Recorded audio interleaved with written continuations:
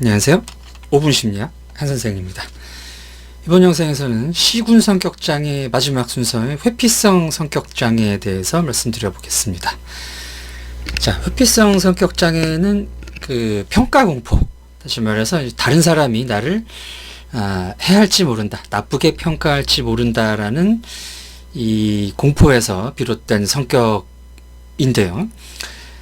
다른 사람이나 이런 사회적 상호작용 자체를 회피하려는 성격을 의미합니다.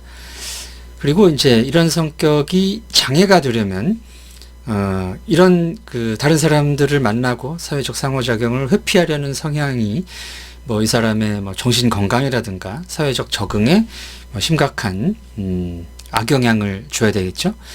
그래서 뭐 사람들이 취업을 해야 다른 사람들과 상호작용을 해야지 뭐 먹고 살 수가 있지 않습니까? 사람들이 사회적 존재이기 때문에.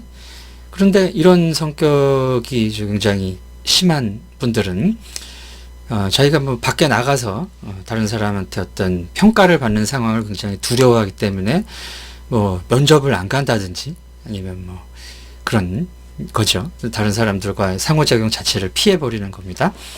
자, 물론 이제 이렇게까지 진단을 받으실 정도로 심한 경우는 많지 않고, 뭐 주변에 보면은 나는 좀 아이다, 소심하다, 내성적이다 이렇게 말씀하시는 분들 많잖아요. 그런 분들도 이제 기본적으로 이런 다른 사람들에 대한 두려움, 사회적 맥락에 대한 두려움 때문에 이렇게 혼자 지내는 것을 선호하시는 분들이 있죠. 자, 그런 경우를 이제 회피성 성격 이렇게 볼 수가 있겠습니다.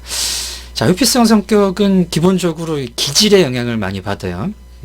유전적인 원인 때문에 이제 애초에 내향적인 이제 사람들이 계시고요.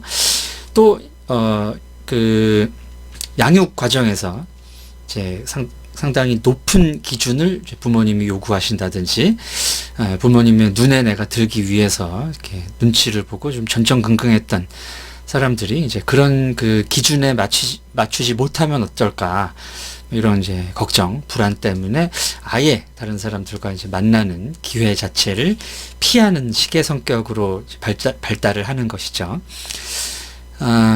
이 문화적으로도 이런 이제 그 회피성 성격이 좀 두드러지는 문화가 있습니다.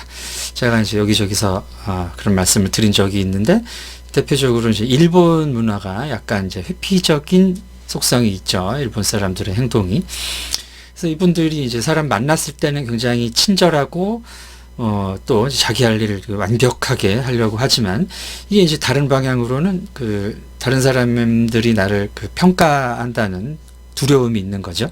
그래서 전 두려움적인 측면을 내가 회피하기 위해서 이제 방에 들어간다든가 히키코모리가 되는 분들도 있고, 이제 그런 분들은 또 이 방 안에서 자기만의 그 환상을 그리고 이 환상 속으로 도피하려는 성향이 있습니다. 그래서 이제 아주 아름다운 내가 밖에서 실제 사회에서는 실제 세계에서는 충족하지 못하는 욕구를 내 환상 속에서 충족하려고 하는 또 이런 식의 행동들이 나타나죠. 치료, 이런 분들의 이제 치료는 일단 굉장히 어려운 것이 안 가려고 하니까요. 그죠? 병원이나 이런 것을 이제 가려고 하지 않고 이제 일본 같은 경우는 이제 히키코모리가 굉장히 큰 사회적 문제입니다. 그리고 이제 이 사람들이 집 밖으로 나가려고 하지 않는데 부모님 말도 듣지 않고요. 뭐 그런 경우죠. 최근에 이제 우리나라에서도 그 은둔형 외톨이에 대한 연구들이 진행이 되고 있는데, 뭐 이제 조사하고 뭐 이제 통계는 아직 공식적으로 잡히지 않았습니다. 이분들은 기본적으로 이제 눈에 띄지 않기 때문에 통계를 잡기가 굉장히 힘들어요.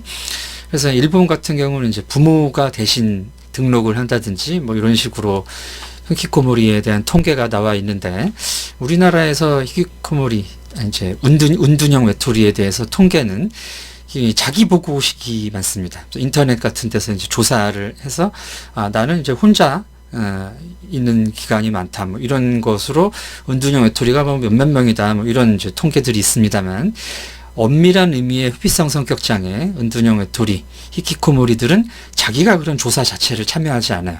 그래서 그런 조사를 했다는 자체가 은둔형 외톨이라고 보기